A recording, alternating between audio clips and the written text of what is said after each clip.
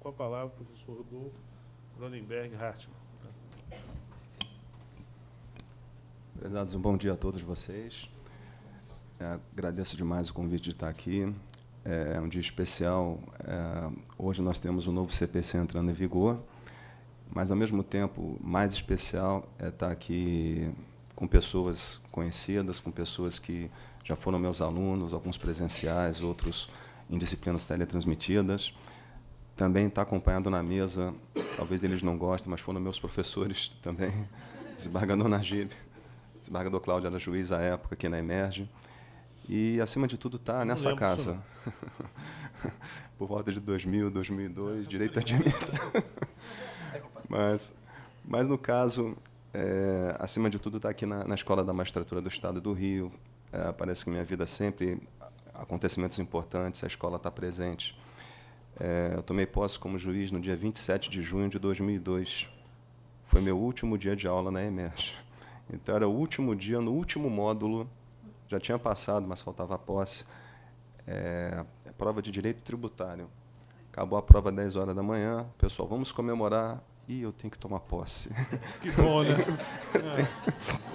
Eu não posso sair com o pessoal. Também, quando fui promovido a juiz titular, nós passamos na carreira federal um pouco diferente. Você passa como substituto, cai no interior, chega na capital, depois é promovido a titular, volta para o interior, uma carreira meio esquisita nesse ponto. E depois de 10 anos na capital, com família, com a questão das aulas também, que são prazerosas, muito difícil você ter que encarar cidades, às vezes, que você não tem nenhum tipo de vínculo. E também, quando eu retornei para a Baixada Fluminense, que é aqui praticamente em casa, foi o mesmo dia também que a Emerge, depois de alguma peregrinação, veio para esse prédio, mesmo dia, mais uma coincidência. E aqui uma coincidência novamente, me convidaram, me sugeriram a data 18/3, eu aceitei para falar no Fórum de Direito Constitucional, e, passado algum tempo depois, eu fiquei pensando, mas espera aí, dia 18/3 é o dia que o novo CPC entra em vigor, não foi planejado, aconteceu. Não, então vamos aproveitar e tentar fazer a apresentação dos livros também, do lançamento, porque, afinal, tem muita coisa para ser dita sobre o novo CPC, tem muita coisa para ser interpretada, tem muita coisa para ser aplicada. Imaginem como professor de processo civil, todo o tempo as pessoas vêm com dúvidas, e dúvidas que, às vezes, eu não tenho nem como responder. Por exemplo, e no juizado? O juizado vai ser dia útil também? Olha... O CNJ proibiu suspender o dia. Suspender isso. Então, nós temos assim questões como essas assim para trabalhar, para discutir. Talvez muita coisa daquilo que nós estamos falando, escrevendo nesse momento, com o código em vigor, não seja interpretada exatamente dessa maneira. O próprio artigo 8º, ele dá base para uma interpretação teleológica, focando a dignidade da pessoa humana. Então, todos nós vamos aprender e construir juntos um novo CPC. Isso não é uma obra acabada agora, isso vai demorar anos, e, nesse momento, também acredito, todos nós seremos processualistas no dia a dia para, de fato, construir algo bom para todos. Vejam que o novo CPC, assim como a disciplina Processo Civil, ela já tem nos dado trabalho há alguns anos, né? Talvez tenha sido a disciplina mais modificada nos últimos 15 anos. Você acaba de estudar, acaba de assimilar, por exemplo, aquela reforma de 2005. Até 2005, por exemplo, você podia escolher entre o agravo de instrumento e o agravo retido. E todos vinham com agravo de instrumento, e, às vezes, o tribunal, o TJ, o TRF, em um processo, tinha que analisar 10 agravos de instrumento. Isso não parecia racionalizar a atividade, a quantidade de desembargadores é muito inferior à de juízes. Veio a reforma de 2005, não. Agora é o agravo retido. Agravo de instrumento é excepcional, pouquíssimos casos, e assim nós ficamos. eis que o novo CPC já muda de novo. Acaba o agravo retido e volta o agravo de instrumento potencializado. Quer dizer, então, é aquela questão do ciclo, né? Nós estamos acompanhando, tentando nos ajustar, tentando sempre mexer para melhorar. Temos nos aproximado muito ultimamente, como bem ressaltou o desembargador, de um sistema diferente, o sistema da Common Law. Nós sempre, uma característica da sociedade brasileira, da nossa história, eu acho isso muito positivo, nós somos miscigenados, é a nossa característica. Vejam, por exemplo, o controle de constitucionalidade, que alguns países usam um modelo concentrado, outros o abstrato, e aqui nós misturamos tudo. A mesma coisa também acontece com esse momento em que nós estamos, sim, ainda na civil law, a principal fonte normativa continua sendo lei, mas, como bem lembrado, nós temos fontes normativas secundárias. Tem lá no artigo 4º da Lei de Introdução, falando em analogia, costumes, princípios gerais de direito, e também existe esse momento de mudança. Os precedentes, eles passam a ser mais valorizados, precedente, jurisprudência, súmula. Então, realmente, é uma mudança. A jurisprudência, ou mesmo a doutrina, que eram formas de revelação do direito, pelo menos no caso da jurisprudência do precedente, já pode ser usada como fonte normativa de interpretação, de aplicação do direito. Então, é realmente um momento diferente e, de certa maneira, se nós bem analisarmos, isso não é um momento somente do Brasil, buscando mudanças. Estudiosos narram que nos países que adotam a Common Law também existem problemas. Também existe, muitas vezes, a busca pelo que a Civil Law apresenta de bom. Então, é uma mudança sempre para se adaptar às necessidades, produzir mais e atender melhor a sociedade. É uma mudança importante, essa que nós estamos atravessando, e vejam, mais uma vez, a quantidade de leis que foram aprovadas nos últimos anos, ao ponto de o CPC anterior perder a unidade sistemática, de ser necessário um novo CPC, uma nova forma de pensar e aplicar o direito processual civil. Então, só para destacar como que nós já estamos trabalhando o processo civil há muito tempo, e os senhores também bem sabem, né? Mesmo com o novo CPC, nosso trabalho vai ser imenso quanto a questões de direito, de aplicação imediata da lei, processos em curso, e não podemos esquecer, o Código de 73, ele ainda vai continuar entre nós, ele ainda vai continuar por um bom tempo. Não é hoje entra o novo CPC, joga fora o Código de 73, ele vai continuar.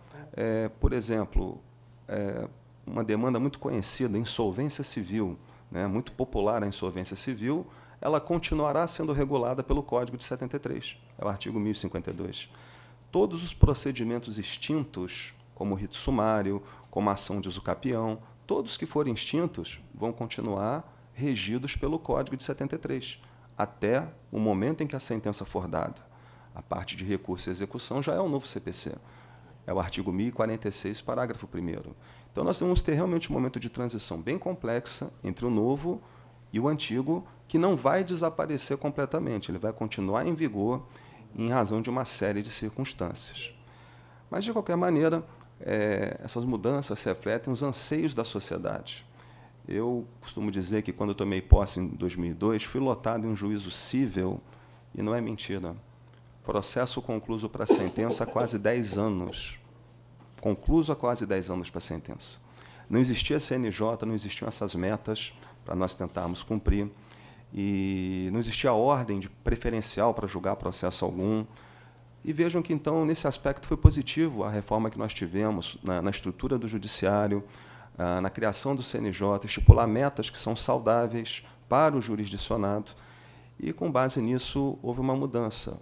Tantas mudanças também, alterações do CPC, buscavam, sobretudo, a celeridade do processo. 10 anos para sentenciar, aguardando, é muita coisa. Então, o foco realmente nas mudanças anteriores foi um processo mais ágil, um processo mais rápido, e o resultado nós temos depois de algum tempo. O processo ficou rápido, mas a qualidade ela caiu de maneira assustadora. Passamos a usar modelos, como o desembargador Cláudio mencionou. São uma sociedade que vive, então, situações que são massificadas, modelos padronizados de todos os lados, e, obviamente, às vezes aquela situação tem algum contorno pessoal que acaba sendo desprezado em prol do uso do modelo e, por esse motivo, a qualidade caiu e vem caindo, e mesmo às vezes com a adoção de certos mecanismos como recursos repetitivos, em algum momento parece racionalizar a atividade, mas talvez os senhores já tenham passado por essa situação do seu processo estar sobrestado e ele não ter nada, nada, mas absolutamente nada, com um caso que está para ser julgado perante as cortes superiores. Você tenta destrancar e, às vezes, não consegue ter voz ativa para perceber a pequena diferença sutil que diferencia o seu caso daquele outro que vai ser formado precedente e depois aplicado. Então, são temas bem polêmicos, realmente, mas a mudança do código é, nesse momento, resgatar a qualidade, o que vai exigir um trabalho de todos nós, não tenho dúvidas quanto a isso. Mas, obviamente, nem sempre nós vamos poder adotar uma interpretação literal do novo CPC. Mais uma vez, aquele artigo 8º ele sustenta. Tem que ser norma interpretada com razoabilidade, com proporcionalidade. Não é para dar poder ao juiz. Não, porque o juiz é obrigado a fundamentar. E se o juiz ele não fundamenta bem ou fundamenta errado, existem recursos para controlar. Então, é uma atividade que é extremamente controlada. Decide nos limites da provocação, tem que fundamentar, tem possibilidade de recurso, de ir a instâncias administrativas. É uma atividade extremamente controlada. Mas, certamente, vejam, tem normas que nós não teremos como aplicar. Eu costumo dar como exemplo de uma norma que me parece muito difícil de ser aplicada, o novo CPC, o artigo 357, parágrafo 9º. 357, parágrafo 9º, ele diz que, dependendo do tipo de audiência, as pautas devem ser marcadas de hora em hora. Uma audiência por hora. Artigo 357, parágrafo 9º. Quer dizer, então é um tipo de situação que parece um tanto irreal, porque vai estender as pautas de audiência dias, meses, dependendo até anos. Acaba que esse tipo de previsão acaba esvaziando a possibilidade de marcar uma audiência dessas. É uma audiência de saneamento, uma audiência que foi criada pelo novo CPC, é a segunda audiência entre as 3 que estão previstas no novo procedimento comum. Pode aproveitar? Claro. Eu não sei se os senhores estão aqui para resolver suas dúvidas, mas eu estou para resolver as minhas. E aí é uma grande pergunta, como é que eu vou controlar? Olha só aquele parágrafo 3º desse artigo. Se a causa apresentar complexidade em matéria de fato ou de direito, é o artigo 357, parágrafo 3º, deverá o juiz designar audiência para que o saneamento seja feito em cooperação com as partes. Oportunidade em que o juiz, se for o caso, convidará as partes a integrar ou esclarecer suas alegações. Mestre, faça a gentileza, me explica isso. Bem, o novo CPC ele traz várias propostas novas. E lá no artigo 3º, norma fundamental, primeiro o caput consagra o princípio da inafastabilidade, tal como já existe na Constituição, e menciona no parágrafo 2º que o Estado deve promover a possibilidade da solução consensual. E esse é um dos pilares do novo Código. O Código estimula a solução consensual no plano material, a conciliação, a mediação, tanto que cria uma audiência obrigatória, de audiência de conciliação e mediação, artigo 334, que já cria um problema, porque um dos primados da conciliação e mediação é a autonomia da vontade. Ninguém pode ser obrigado a comparecer a uma audiência, já começa um problemático por aí. Mas acho que o principal ponto do Código, esse eu vou me sentir à vontade assim, para tecer algumas críticas. Tá? O Código também pondera que a sociedade está madura para solução consensual no aspecto processual. É o que nós chamamos de negócios processuais ou convenções processuais. Então, isso já existia no Código de 73. As partes, por exemplo, podiam, e isso continua sendo possível, eleger foro de eleição, quando a competência é territorial. É o artigo 63 do novo Código. As partes podem, de comum acordo, pedir a suspensão do processo para tentarem um acordo, por até 6 meses. Isso continua, artigo 313. Então, essa norma ela vem dentro da ideia do Código de que a sociedade está madura para a solução consensual, também no plano processual, que o saneamento pode ser, por exemplo, feito exclusivamente pelas partes, é o parágrafo 2º, as partes podem negociar, realizar o saneamento nos termos, olha, nós somos capazes, isso aqui não é um contrato de adesão, não há vulnerabilidade, nós então vamos fazer o saneamento, juiz, que o ponto controvertido é esse, e nós queremos produzir apenas a prova X, Y e Z. Só isso, estamos renunciando prova pericial, não queremos produzir exame técnico simplificado, que é uma prova nova. Então, as partes podem negociar o saneamento. Mas, ao mesmo tempo, também, se for uma questão que exige o juiz, ele é, mal ou bem, é o condutor do processo. E pode ser que não haja iniciativa das partes para o negócio processual. Então, ele, magistrado, percebendo essa dificuldade, e acreditem, às vezes, em alguns momentos, é extremamente difícil ser juiz. Você, às vezes, profere certas decisões que traz consequências a terceiros. Eu peguei um processo criminal de uma rede de lojas que qualquer medida que eu decretava, aquilo, em tese, poderia gerar um efeito cascata, demissão de funcionários. É muito solitário, às vezes, o ato de julgar. Como dizia Calamandrei, o juiz tem 2 ombros, mas ele tem um coração só. Então, por conta disso, esse parágrafo 3º permite o convite às partes. Vejam, estou tendo dificuldades nesse caso. Engraçado, eu me lembrei agora do magistrado Luiz Roberto Ayub, que foi meu professor também na EMES, o quanto ele deve ter sofrido, às vezes, com o processo da VAR. Isso. Então, porque é uma pessoa que tem coração e, certamente, o processo gerou reflexos incríveis para a empresa, né? Ele atuou com muita responsabilidade, tentando sempre fazer o melhor possível, claro, sendo imparcial, mas tentando ajudar os envolvidos. Então, nesse aspecto, o 357 é um convite. Partes, vamos fazer o saneamento em conjunto, e aí vai ser marcada essa audiência. Eu tenho receio só que o novo código fala da possibilidade de 3 audiências. Uma é obrigatória. A primeira é obrigatória? Mesmo em se tratando de direito indisponível, mesmo em se tratando... É que eu estou sobre o olhar de censura, de crítica, do ilustre defensor público, doutor Marcos Stil, antes que ele levante ali e me bata. Então, a minha questão é a seguinte: o juiz tem que marcar audiência necessariamente em todos os processos, inclusive o juizado especial, ainda que se trate de direito indisponível? Olha, o artigo 334, ele realmente menciona que a audiência é obrigatória. E o artigo 318 diz: onde lei especial não prevê, aplica-se o rito comum.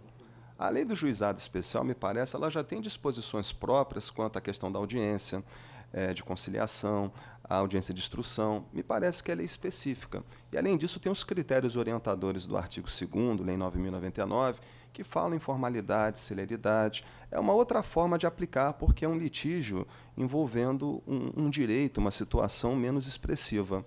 Mas, numa vara civil, numa vara fazendária, a princípio, se for aplicada a interpretação literal, somente não haverá essa audiência se o direito não permitir solução consensual, ou 2, se as partes expressamente informarem o desinteresse.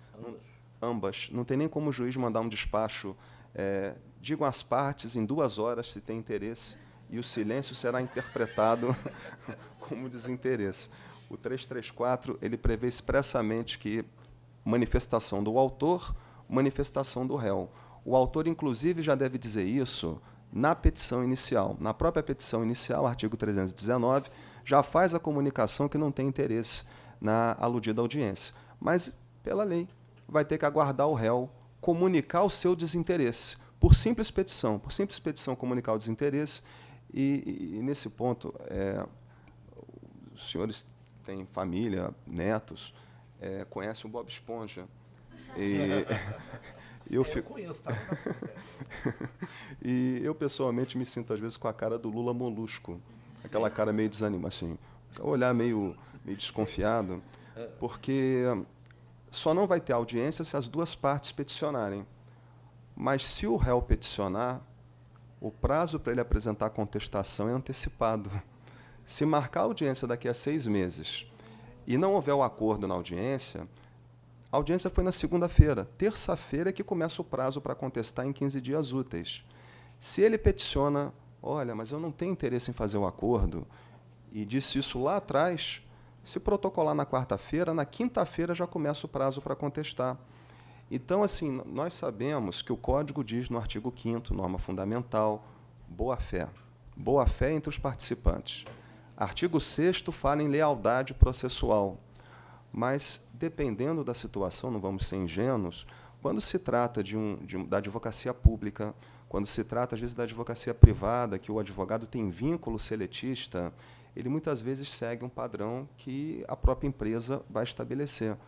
E seria, às vezes, contra os interesses do próprio cliente, você peticionar dizendo que não tem interesse, porque isso anteciparia o prazo para contestar, às vezes, em meses.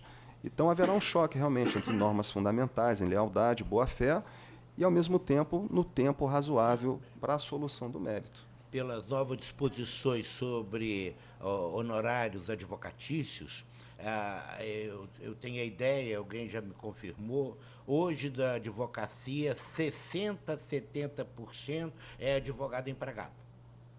Então, os advogados profissionais liberais, nem da época do Cláudio, da minha época, já é uma exceção.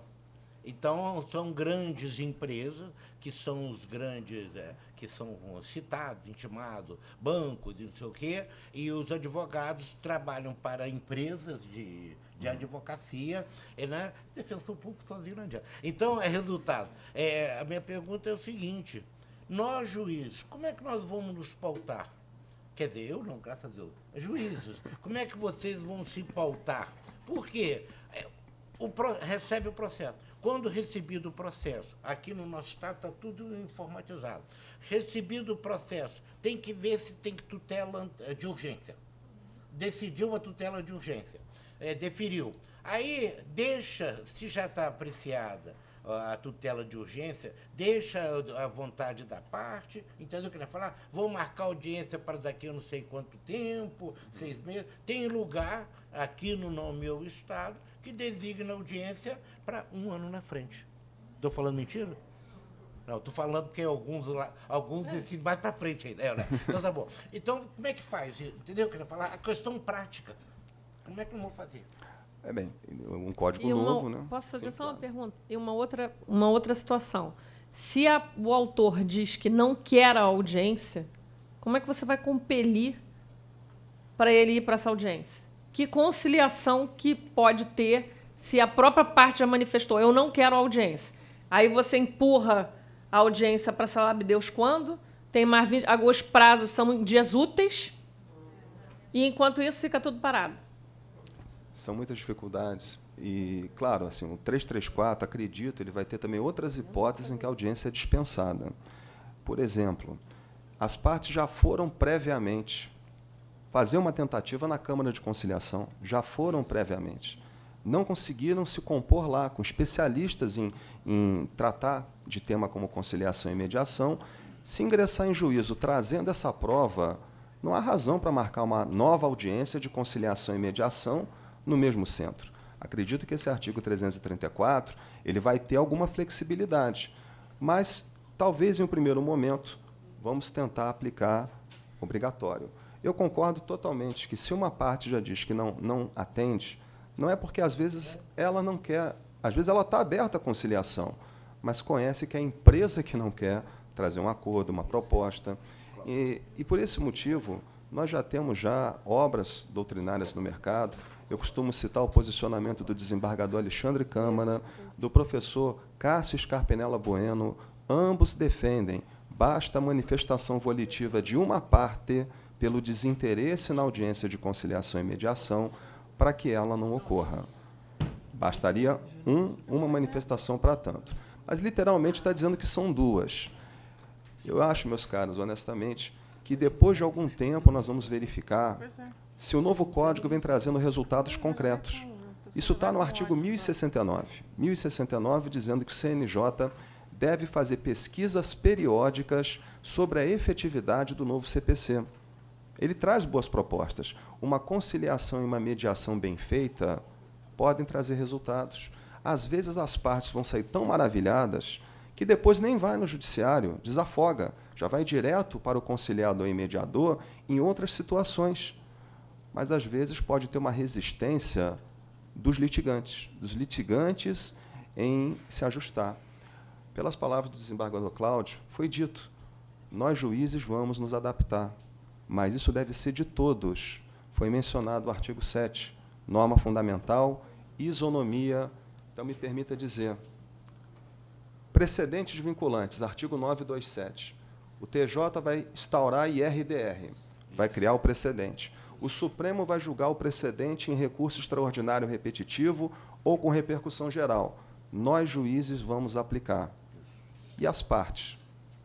Elas não deverão seguir os precedentes?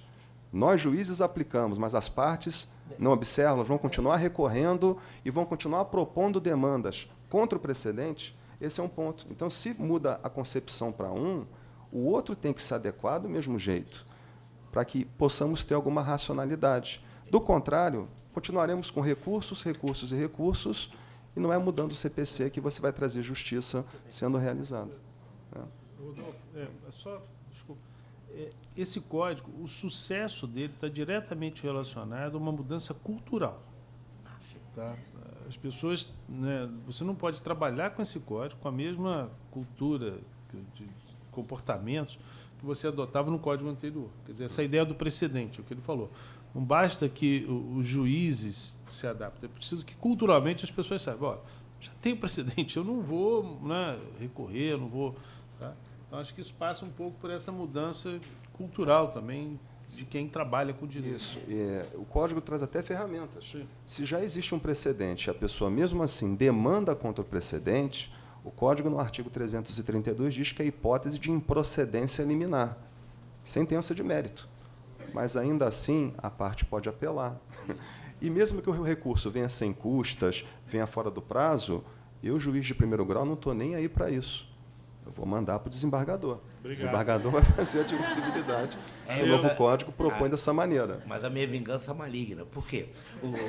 Se o advogado pode ver no seu portal de ajuizamento das causas aqui no tribunal, a partir de meia-noite ela mudou. Por quê? Lá no PGE, seu e o nosso aqui antigamente, você fazia no Word, o sistema transformava em PDF. E a gente não tinha muito controle do que foi pedido, da causa de pedir. Então, mudou o sistema. Nós estamos mudando. O advogado, quando entrar com a demanda, ele vai ter que pode fazer no seu Word, o diabo que ele quiser, que transforme em PDF, pode escrever. Agora, vai ter que colocar pedido do lado de cá, vai ter que botar classe, vai ter que botar... Então, a forma de identificação. Isso, entanto, no juizado especial, na justiça civil, na primeira instância, na segunda instância. Por quê? Por causa do maldito recurso repetitivo. Quando a causa tiver com fundamento aquela situação, nós vamos ter um instrumento para logo mandar e avisar, ó, está decidido assim. Agora, o fato de ser recurso repetitivo não exclui, não exclui do juiz o dever de apreciar a tutela de urgência, como agora se chama. O fato de ser recurso repetitivo sobre determinado tema daqui, tem que ver os outros pedidos, que às vezes não tem fundamento nisso. Exemplo claro, está suspensa das ações de caderneta de poupança do plano verão, que não sei o quê, por causa do artigo tal. Mas se aquela causa tem plano verão, plano isso, plano aquilo, então tem que fazer a operação. Então, eu não me preocupo como juiz de segundo grau, né? Porque o instrumento hoje que nós temos, do ponto de vista de informática, vai representar uma mudança muito grande. Em compensação, não podemos esquecer que juiz e advogado só serve para uma coisa. Nós temos um caso concreto para julgar. Se esse caso, por acaso, se enquadrar num artigo de lei, ótimo. Se enquadrar não sei o quê, excelente. Se não se enquadrar, como diria aquele meu colega, né? Mata no peito e manda para frente. Eu não é, tá certo? Isso. Então, essa mudança de cultura vai envolver todos nós. E o artigo 7, norma fundamental, ele deixa isso muito claro. Todos nós vamos ter que argumentar melhor, motivar melhor. E eu gosto de dar até um exemplo também, quanto a essa questão do modelo, um exemplo que vai afetar diretamente a atividade dos 2 professores desembargadores. Tá? É o artigo 1021. O 1021, ele trata do agravo interno. Agora, ele tem um nome pelo novo CPC. Agravo interno é aquele recurso para impugnar a decisão monocrática do relator. Então, eventualmente, o caso já tem um precedente. Por exemplo, o juiz aplicou, o juiz decidiu, houve uma apelação, e aí vem o desembargador monocraticamente decide o recurso de apelação por um determinado fundamento. O novo CPC diz que dessa decisão monocrática cabe o agravo interno. 1021, a primeira mudança é o prazo. O prazo passa a ser 15 dias. 15 dias úteis para o agravo interno. A rigor, todos os agravos. Agravos em leis especiais, agravos no CPC, agravos em regimento. Também, tudo passa a ser 15 dias. É o artigo 1070, falando que é tudo 15 dias. 15 dias úteis. É o 1070, que fala do agravo, e o 219, que fala em dias úteis.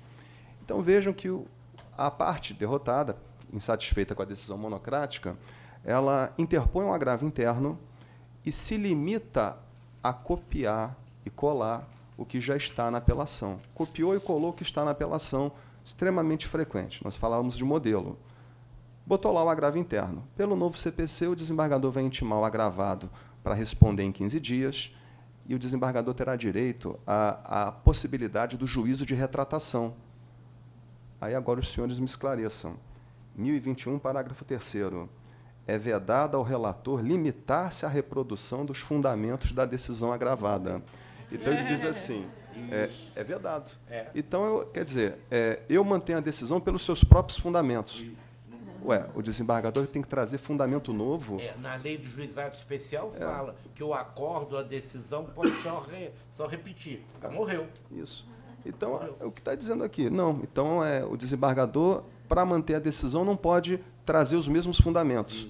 Aí, nessa hora, o desembargador pensa, caramba, eu para manter a decisão anterior, eu vou ter que criar fundamento novo? Então, assim, eu vou criar argumento novo para manter uma decisão? Como que eu faço isso? Você um e guarda um de reserva. Você vai precisar. Contingênciazinha. Bota Olha, o artigo 489 o da fundamentação. Então, o que me parece aqui, mais uma vez, é a ideia da isonomia, da paridade de armas. Às vezes, o desembargador profere a decisão monocrática padrão. Se o agravo interno foi um copia e cola, o desembargador vai mantém a decisão pelos mesmos fundamentos, copia e cola também. O que um faz vincula a atuação do outro. Agora, pode ser que o desembargador citou um precedente que não tem nada a ver com o caso, para fundamentar a decisão monocrática. Aí vem um agravo interno novo. Excelência, esse precedente mencionado é para causa tal, só que esse caso é outro. Aí o desembargador, não, eu vou manter a decisão, mas você está equivocado. Esse precedente se aplica nas duas hipóteses. Quando há argumento novo no agravo interno, o juiz vai ter o dever de analisar e o magistrado e enfrentar. Agora, não tem como dizer que a atuação de um é desvinculada da atuação do outro. O que um faz repercute na do outro. Então, o princípio do líquido colocado em vasos comunicantes. Não, por favor, comenta o parágrafo 1º do artigo 489, está lá na tela. 489. Isso até dentro dessa ideia de melhor fundamentação e do trabalho que cada um traz, já que estamos aqui entre amigos, vamos falar da Defensoria Pública. Isso. Da Defensoria Pública, tá? Vai que é sua. Porque o artigo 489, parágrafo 1º, como ele demonstra, ele exige um dever de fundamentação do juiz muito exaustiva. Não se considera fundamentada qualquer decisão judicial, interlocutória, sentença ou acordo, se limita a indicar a reprodução, a paráfrase de ato, emprega conceito jurídico indeterminado. Opa, mas o artigo 8º não fala para o juiz decidir com razoabilidade, com proporcionalidade. E aqui está dizendo que conceito jurídico indeterminado não pode ser. Invocar motivo que se presta a justificar qualquer decisão, etc., etc., nesse ponto. Vamos no artigo 341, parágrafo único. O artigo 341, parágrafo único, ele traz uma novidade que os próprios defensores públicos não estão gostando, porque parece que, poxa, não pegou bem para a carreira. O 341, parágrafo único, diz que a Defensoria Pública, em qualquer situação, não tem mais o ônus da impugnação especificado. Uma coisa é ser citado por edital, por hora certa, nomear um curador especial, que é o defensor público. O defensor público não teve contato com o cliente. Então, ele não tem argumentação para trazer.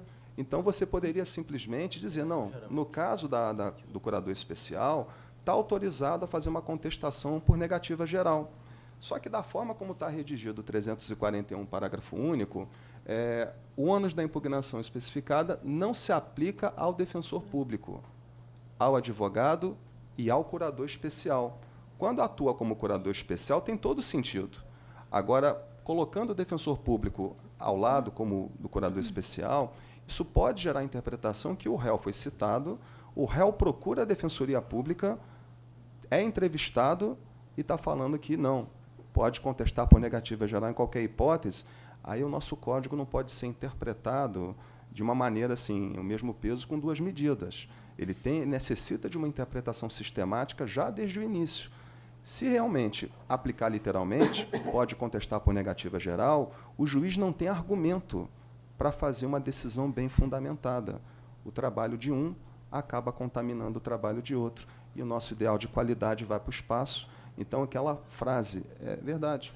O novo código ele quer mais qualidade de todos nós, uma atuação melhor, uma atuação mais responsável, olhar o processo, né, realmente não mais como número, mas como uma situação de injustiça, um problema que nós estamos aqui investidos para tentar trabalhar. E eu falo não juízes, mas advogados, membros do Ministério Público, todos tentando trabalhar para fazer efetivamente justiça. Como é que funciona?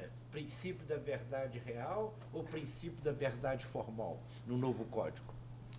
O novo código tem uma parte de teoria geral da prova. Ele não podia pensar que ele chegaria aqui para ser sabatinado, não é?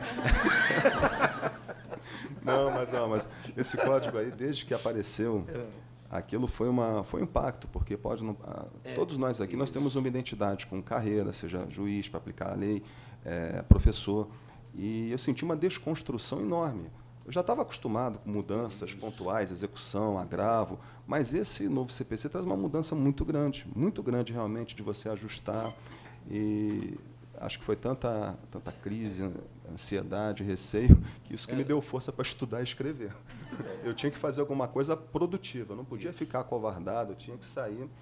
O novo código traz uma série de mudanças quanto à teoria geral da prova, essa parte de verdade formal, verdade real.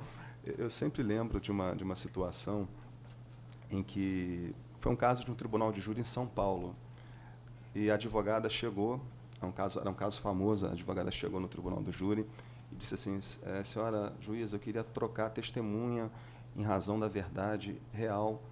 Aí a juíza disse, isso não existe. Aí a advogada disse assim, então Vossa Excelência tem que estudar mais. Depois a juíza não esqueceu, não. Depois ela representou, ela ficou magoada. Mas ela disse que não existia a verdade real. E, pessoalmente, eu gosto muito dessa visão. Porque o que é a verdade? O que é verdade? Isso é um critério que nós chamamos de axiológico. Uma coisa, eu até tenho esse cuidado na condução das audiências, eu não viro para a testemunha, é verdade o que o autor afirma? Eu pergunto, olha, o autor afirma esse fato. O fato ocorreu, o fato não ocorreu. Como o senhor soube disso? Porque verdade, realmente, é outro lado. Então, sempre pensei isso, valendo para o processo penal, para o processo civil, que o que nós devemos trabalhar é para a chamada verdade processualmente válida. É aquela que foi construída em razão das provas produzidas. Claro que o trabalho de produção de prova lembra um trabalho de um historiador. Você está tentando reconstruir fatos que ocorreram, isso é um trabalho humano, ele passa longe da perfeição desejada, e, às vezes, a melhor das partes, dos patronos, do juiz, você pode dar uma sentença com absoluta convicção, mas, às vezes, aquilo que você está julgando não ocorreu no mundo real. Então, desse ponto de vista da verdade processualmente válida, é aquela que foi construída ao longo das provas produzidas em respeito ao devido processo legal. Acho que a ideia caminha por aí. Onde nós temos que trabalhar com essas presunções que o novo código traz. Agora, é claro que tem algumas novidades do CPC que eu fico meio com o pé atrás. Por exemplo, esse papo do 373, parágrafo 3º e parágrafo 4º, que agora as partes podem, de comum acordo, negócio processual, e antes mesmo do processo, inverter o ônus da prova. As partes podem negociar isso. E, é claro, eu já tenho feito treinamento em company para empresas, e as empresas vêm falando, doutor, nós vamos colocar isso nos contratos. Nós vamos colocar nos contratos que o consumidor está abrindo mão da inversão a seu favor, que está no artigo 373, parágrafo 3º e 4º. Esse é um tema que me chamou a atenção, esse tema específico, porque o Código Novo é todo organizado, mas por que as convenções processuais ficaram pulverizadas? Podia ter um tratamento mais adequado. Olha, as convenções são essas, a forma de nulificar é isso, não pode em contrato de adesão, não pode quando há vulnerabilidade, não pode isso, mas ficou tudo perdidinho. Então, eu tenho um receio quanto a essa possibilidade de inversão do ônus da prova pactuada entre as partes. E outra norma que eu também acho que é perigosa do novo CPC é o 833. O 833, que fala sobre os bens impenhoráveis. Os senhores perceberam que faltou alguma coisa em relação ao código anterior? 833, são impenhoráveis. Não, o caput. Faltou uma palavrinha. Faltou absolutamente. Tiraram absolutamente. Adivinhem por quê? Não. Porque as partes de comum acordo podem pactuar renúncia à impenhorabilidade desses bens. Sim. Aí então, eu mando internar a parte que... Então, por exemplo, não é possível penhorar utensílio doméstico, salvo os elevado padrão. Não é possível penhorar vestimenta, salvo elevado padrão. Não é possível penhorar instrumento de trabalho. Tudo isso tem a ver com dignidade da pessoa humana. A pessoa trabalhar para ganhar o seu dinheiro, para se vestir. Tudo está ligado à dignidade da pessoa humana que nós temos que proteger pelo artigo 8º. Mas suprimiram a palavra absolutamente já com um propósito muito claro. Você pega um empréstimo no banco, tem um contrato tal, e vai constar uma cláusula abrindo mão da impenhorabilidade do artigo 833 do CPC. Aí pode, por exemplo, nós temos, pilha de caso, aquele crédito consignado. Aí o sujeito vai lá, geralmente é um coroa, vai lá, pega 5 empréstimos consignados de 30%. É ou não é? Tá certo? 5 vezes 30% só dá 150% da pensão dele. Aí, quando caía nas minhas mãos, há 800 anos atrás, é ou não é? A doutora Jacinta já podia saber. Com a Suderj informa, de 30% passou para 3%, 5% cada um. Porque se tirar do sujeito 30% para pagar o empréstimo consignado, ele não consegue sobreviver. 30% já é muita coisa. Aí, pelo que o professor está falando, então, esse papo lá no como é que é? O crédito consignado já vai ter, olha, considerando a minha urgência. Os né? contratos de adesão, isso não. Hein? Os contratos de adesão, eu acredito que nós vamos ter que fazer uma interpretação sistemática, porque o artigo 63 fala do foro de eleição, contrato de adesão, vulnerabilidade, e o artigo 190 vem com aquela ideia que as partes podem criar o rito processual. E o próprio parágrafo único também diz que deve ser negado em situação de vulnerabilidade. Mas é um tipo de demanda, eu imagino, por exemplo, a Defensoria Pública, certamente muitos consumidores vão procurar, olha, mas estou preocupado com isso, com aquilo, os próprios defensores, os advogados, eles vão querer entrar em juízo, vão, às vezes, postular a declaração de nulidade. Eu também acredito que não é um tema que vai vingar, mas... Vai dar trabalho no início. Vai dar trabalho no início, até assentar nesse termo. Mas olha só, a gente pode também usar o parágrafo 3º do 373.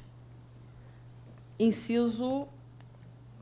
segundo, a distribuição de diversos ônus da prova também pode ocorrer por conversão das partes, salvo, inciso 2, tornar excessivamente difícil a uma parte o exercício do direito. Sim, isso é um argumento nesse caso também para negar a convenção processual. Isso. E, pelo menos, tem um aspecto que eu acho positivo. Para esse tipo de situação, o juiz vai estar negando a homologação por decisão interlocutória.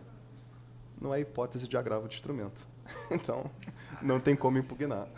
O juiz nega, não tem agravo, não tem recurso naquele momento. Só se depois apelar é que pode questionar na apelação. Os colegas de embargador no Zap, alguns estão falando. Aquele rol de agravo de instrumento, artigo 1015. É fechado ou é aberto? Então, eu posso receber agravo que não esteja no 1015? Ou eu... Agora, eu acho, o desembargador Cláudio Brandão acha, porque essa mania de constitucionalista é um problema horroroso, não é? A gente acha que se o cara não entrar com agravo, não pode entrar com agravo, ele pode substituir por mandado de segurança. Não, pelo amor de Deus. E aí? Olha, esse tema do agravo, o artigo 1015, ele é muito mais vasto em exemplos do que o Código de 73. Então, nós temos agravo de instrumento da decisão que inverteu o ônus da prova, da decisão que determina a exibição de coisa, exclusão de litisconsorte, rejeição de intervenção de terceiro. Tem várias hipóteses de situações agraváveis e ainda vem um parágrafo único dizendo do 1015, todas as decisões em inventário, em execução, em liquidação. Qualquer decisão interlocutória nesses casos, cabível agravo de instrumento. Então, TJ e TRF terão muito trabalho pela frente. E não vão esquecer que agora também tem sustentação oral. O agravo de instrumento da hipótese de urgência tem sustentação oral, que é o artigo 937, inciso 8º. Agora, vamos imaginar um problema de ordem prática. Pelo Código de 73, existia o recurso extraordinário e especial repetitivo. Então, era proferido o acórdão no agravo de instrumento. Se, em tese, fosse vislumbrada uma violação à Constituição, à lei federal, era interposto um extraordinário especial que ficava retido. No momento próprio, ele era reiterado. O novo Código acabou com o extraordinário e especial retidos. Eu recebi para análise da revista do CJF um texto não identificado para dizer concorda, não concorda, por quê, e o texto defendia que o agravo de instrumento deveria ser em qualquer caso, deveria ser um rol ampliativo, meramente exemplificativo de usar o agravo de instrumento. Eu fiz uma observação. Não sei se o texto é adequado, porque como não existirá mais extraordinário ou especial retido, qualquer acórdão de agravo de instrumento já poderá ser impugnado por esses recursos e vão subir imediatamente. E isso pode gerar um certo colapso nos tribunais superiores, porque se você tem mais agravos de instrumento, você tem mais extraordinários e mais especiais também.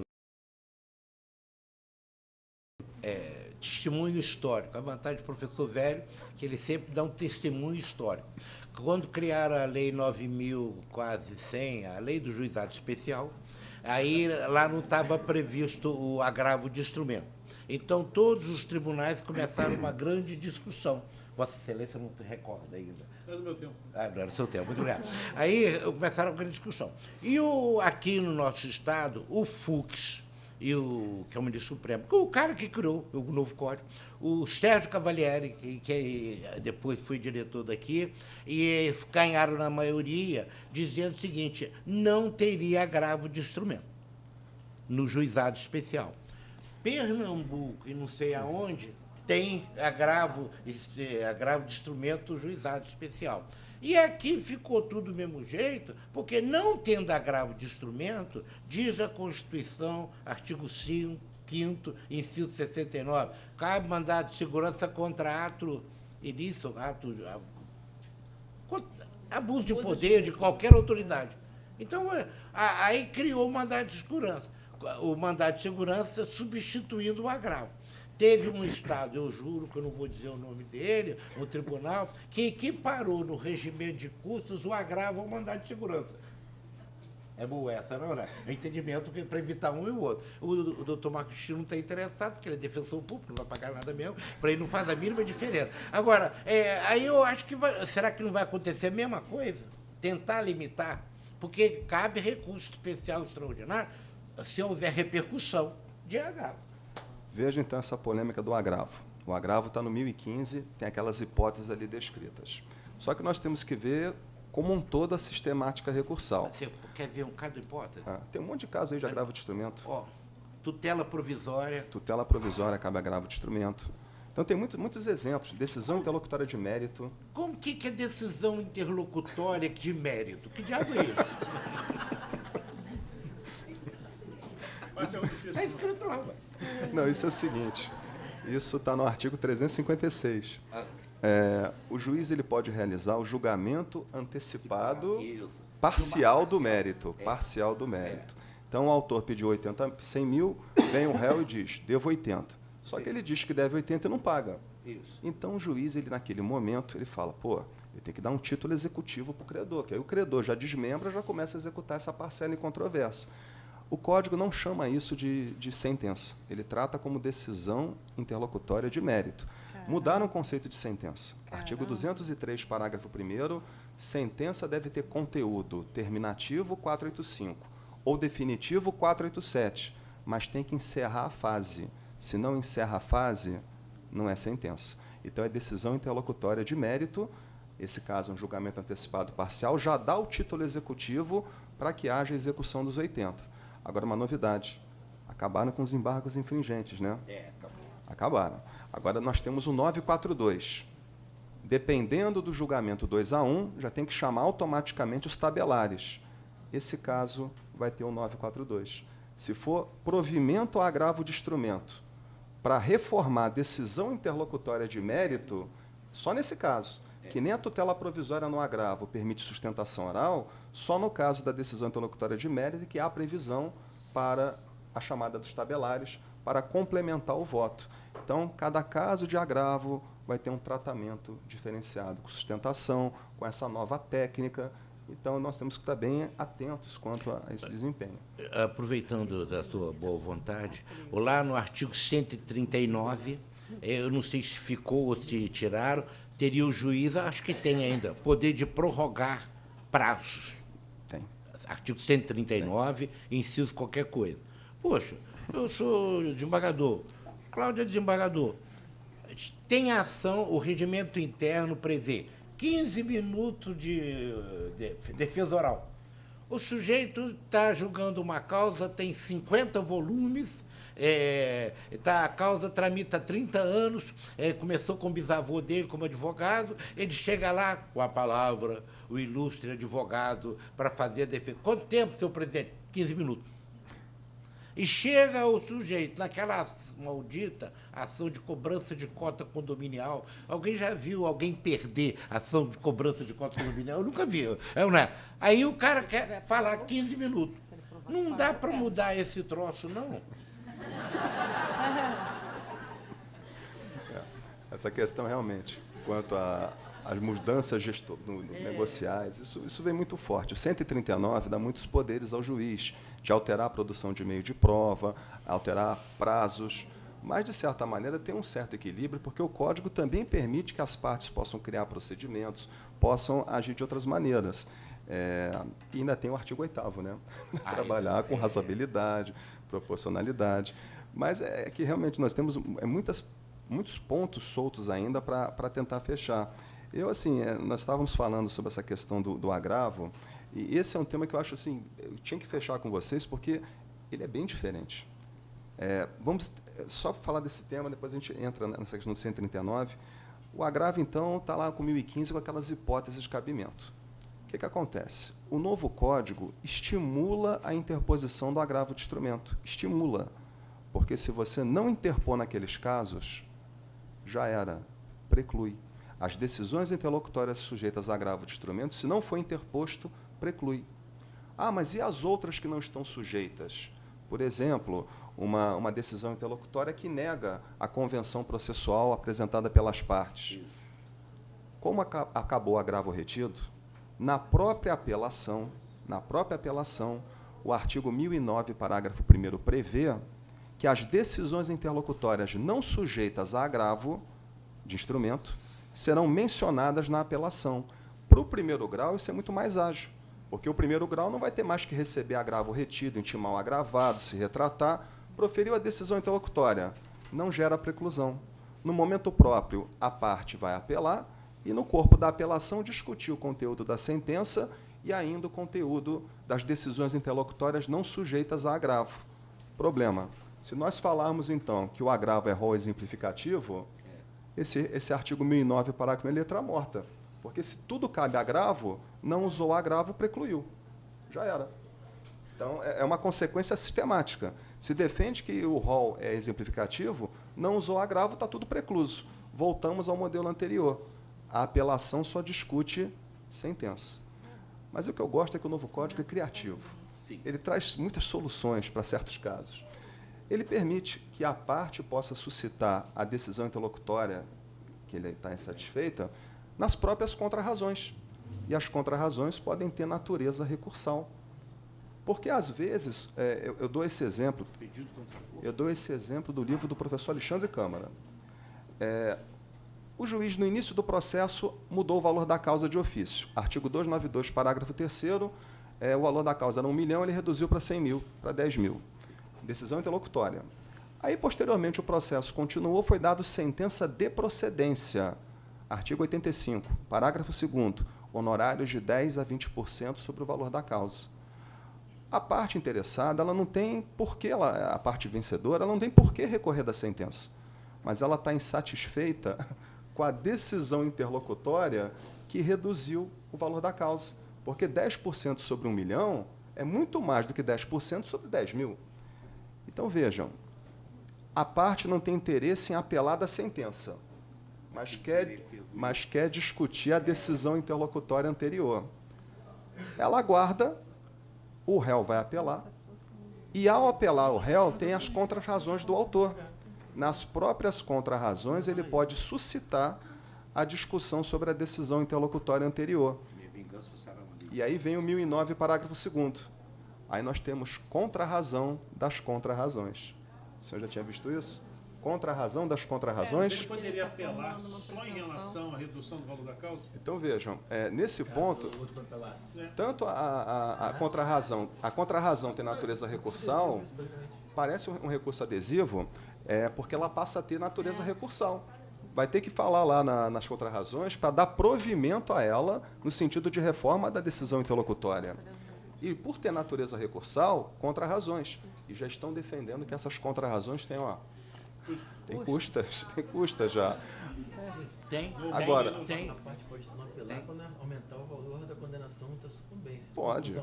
Aí a parte que se viu prejudicada poderia apelar ou não. É o caso que a gente está falando. O que acontece? Eu vou chegar nisso. As contrarrazões passam a ter natureza recursal em casos como esse. Mas o recurso adesivo foi mantido. O recurso interposto na modalidade adesiva foi mantido. Ele não seria o adequado para essa hipótese, porque a sentença não teve sucumbência recíproca. Tem algumas pequenas diferenças. O recurso adesivo, sucumbência recíproca, e pode ser usado em apelação, extraordinário e especial. Essa modalidade nova, 1009, parágrafo 1º e parágrafo 2º, é apenas em apelação. E aqui não teve sucumbência recíproca. Agora, se a outra parte não apelar, eu vou citar mais uma vez o desembargador Alexandre Câmara, me parece que ele está com a razão.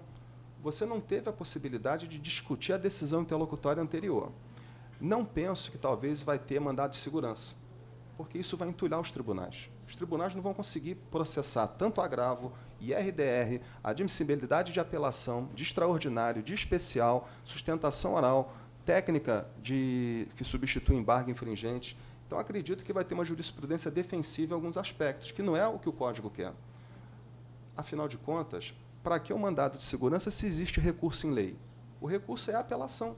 Só que tem que aguardar um momento próprio para usar o recurso de apelação. Se não há argumento para apelar da sentença, a apelação vai ser com base na decisão interlocutória. Mas isso, meus caros, em caráter excepcionalíssimo. Isso não é para ser tido como regra, que cabe apelação de decisão interlocutória. Isso é bem excepcional, é a nova lógica que o sistema apresenta.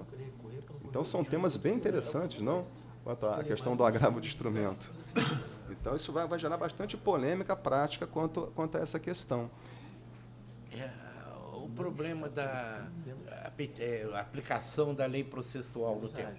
O advogado fez ontem um monte de petição inicial e fez de acordo com o Código de 73. Ele podia lançar no sistema até meia-noite. Aí o garoto que foi lançar lá é meio devagar, aí ele lançou a 1 minuto do dia 18 de setembro. E aí, o que faz num caso desse? Manda corrigir? Você tem que declarar que faz audiência? Como é que fica esse... Acredito que se cair no dia 18 já é o novo CPC.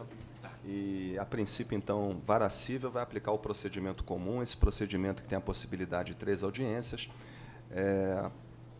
Os processos antigos ainda vão seguir o Código de 73 em alguns pontos, não em tudo. Nós falamos no 1046, parágrafo 1º, os ritos que foram extintos continuam regidos pelo Código de 73. E também tem outras regras, por exemplo, esse é um dos pontos que eu acho extremamente, a insegurança extrema, o novo Código também fala agora que acabou a ação declaratória incidental. Isso. A ação declaratória incidental acabou, nós sabemos qual é a finalidade dela. É tornar uma questão prejudicial, que já vai ser debatida na fundamentação, acobertada pela coisa julgada, porque vai estar no dispositivo. E o novo Código, ele partiu do pressuposto que a ação declaratória incidental era algo que atrapalhava muito a prestação jurisdicional, deixar a ação declaratória incidental só para os processos antigos. Isso está lá no final do Código, em disposições finais. Mas vejam o que foi dado em retribuição. 503, parágrafo 1º. 503, parágrafo 1º. Agora o novo CPC diz, é automático.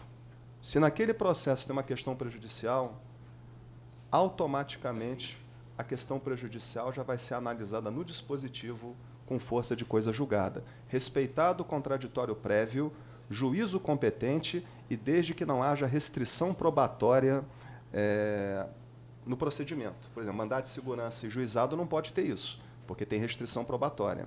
Mas o juízo tem que ser competente e tem que ter o contraditório.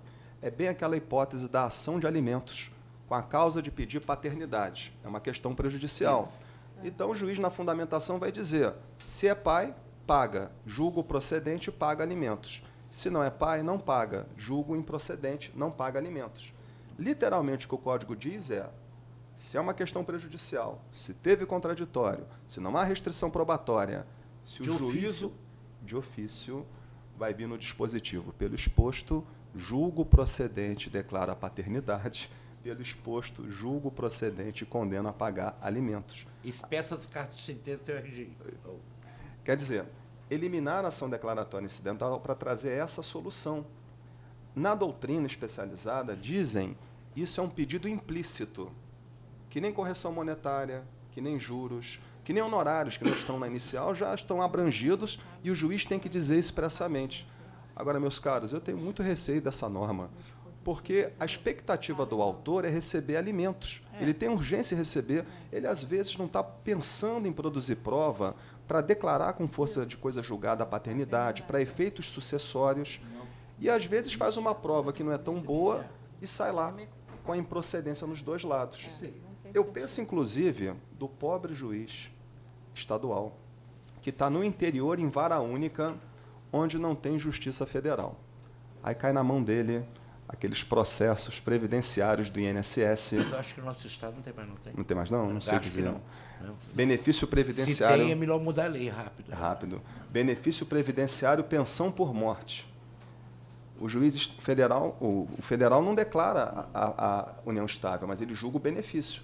A união estável é analisada na fundamentação.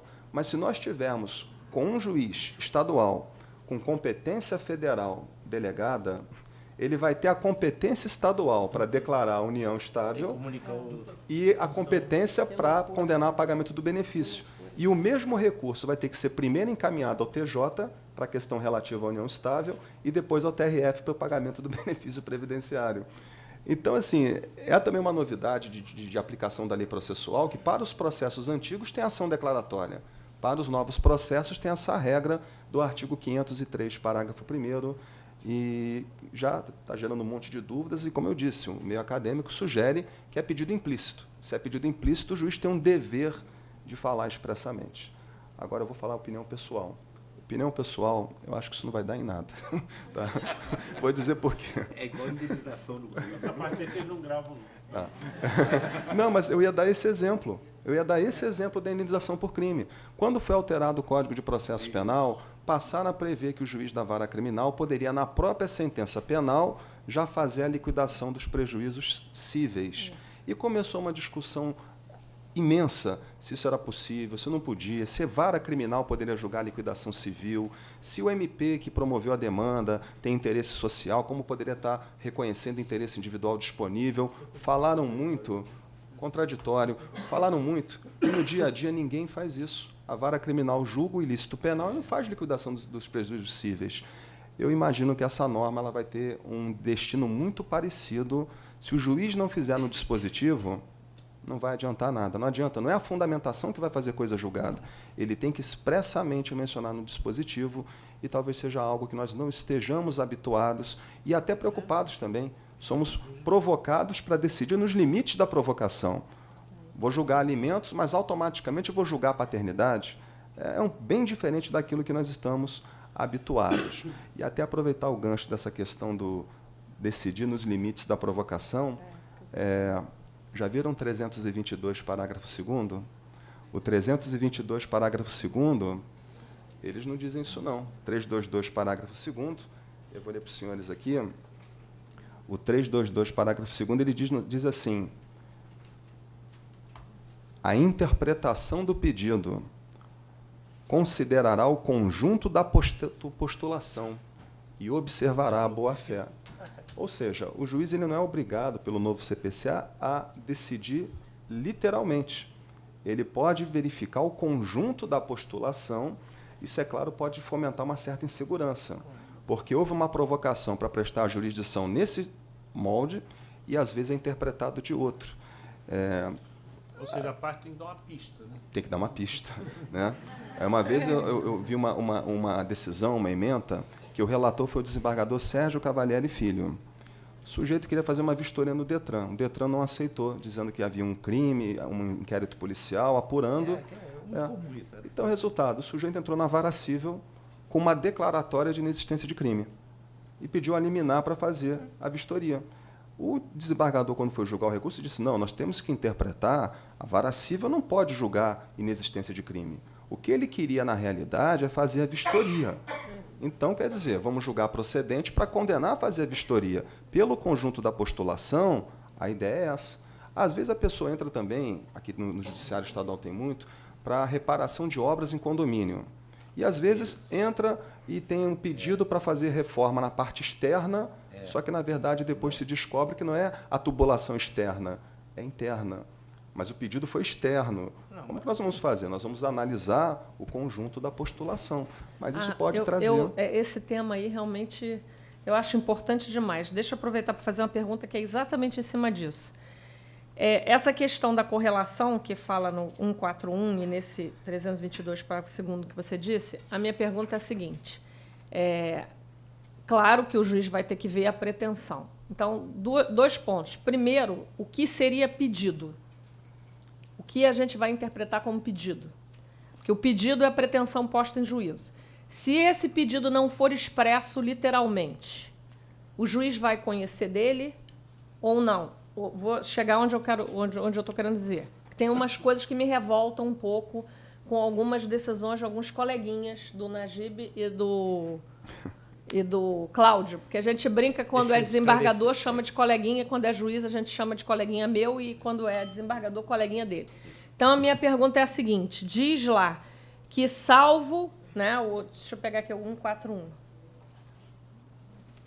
o juiz decidirá o mérito nos limites propostos pelas partes, sendo-lhe vedado que conhecer de questões não suscitadas a cujo respeito a lei exige a iniciativa da parte. Então, nessa pergunta, digamos que o autor, na inicial, ele coloque lá anatocismo, alguma coisa, e bote um pedido um pouco genérico, cláusulas abusivas. A gente tem nos contratos de financiamento pilhas de cláusulas abusivas, acho que ninguém tem dúvida sobre isso. Os advogados mais experientes discriminam uma por uma. Os outros fazem um pedido mais genérico, que você sabe que está incluído tarifa de cadastro, que a perícia te diz, que o STJ já decidiu, várias outras situações.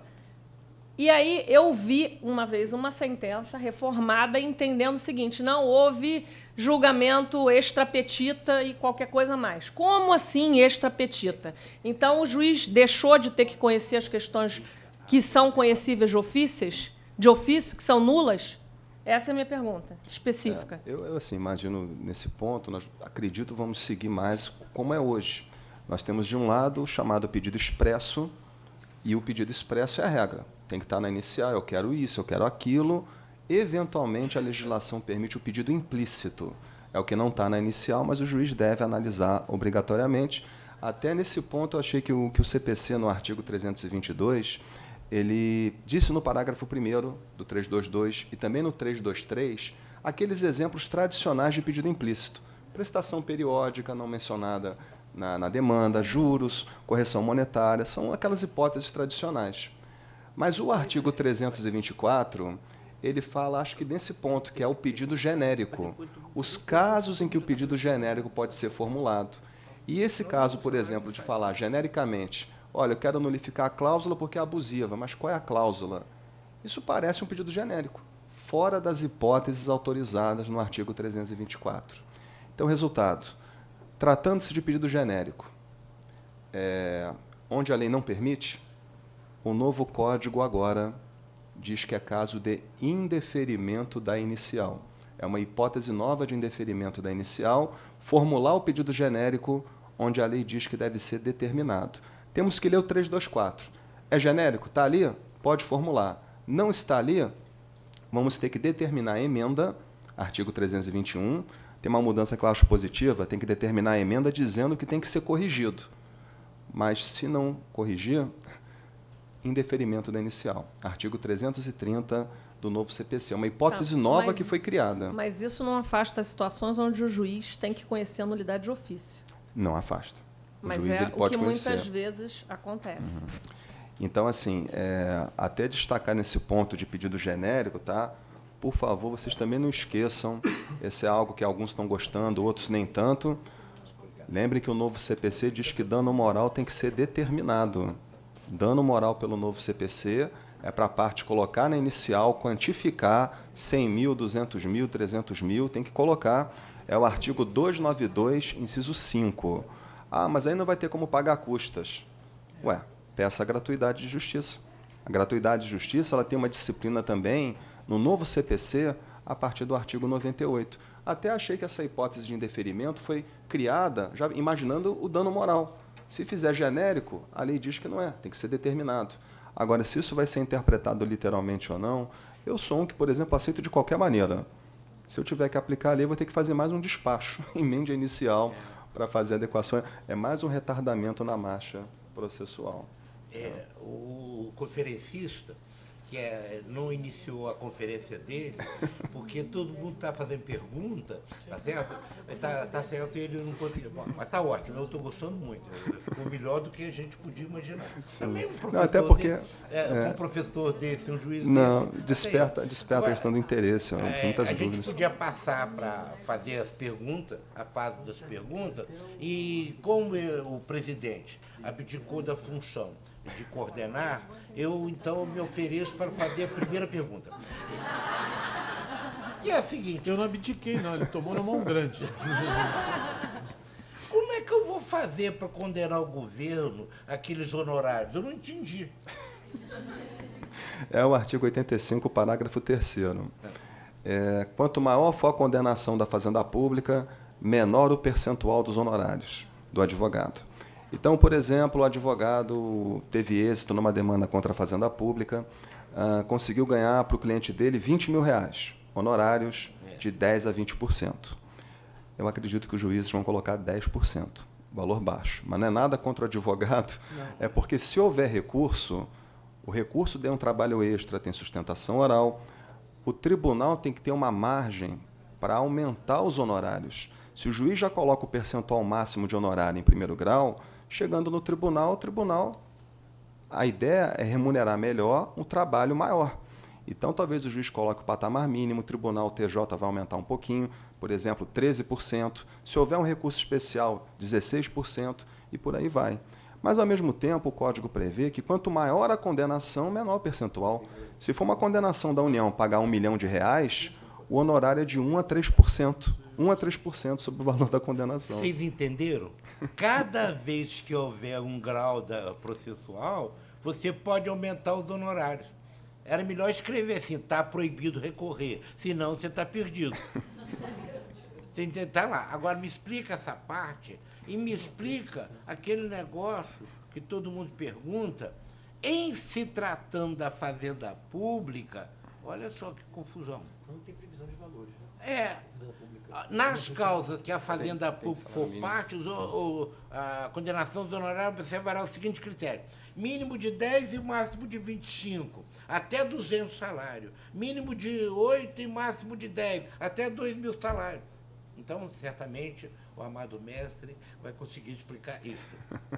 Eu acho que vai ter, na verdade, uma burocracia extrema, né? Porque nós vamos ter que fazer a verificação de quanto é a condenação, se está num patamar XY, dá até vontade de colocar assim: condena os honorários advocatícios na forma do 85, parágrafo 3º, no percentual mínimo. Ponto. Excelente. Na hora da apuração é que vai ser detectado, né? Como que seria. Ou então bota no percentual intermediário, ou no máximo, mas já joga para ser feito depois da planilha. Olha que boa ideia. Gestão, pô. Gestão. É excelente saída. Cláudio, alguém pode perguntar? Alguém quer fazer pergunta?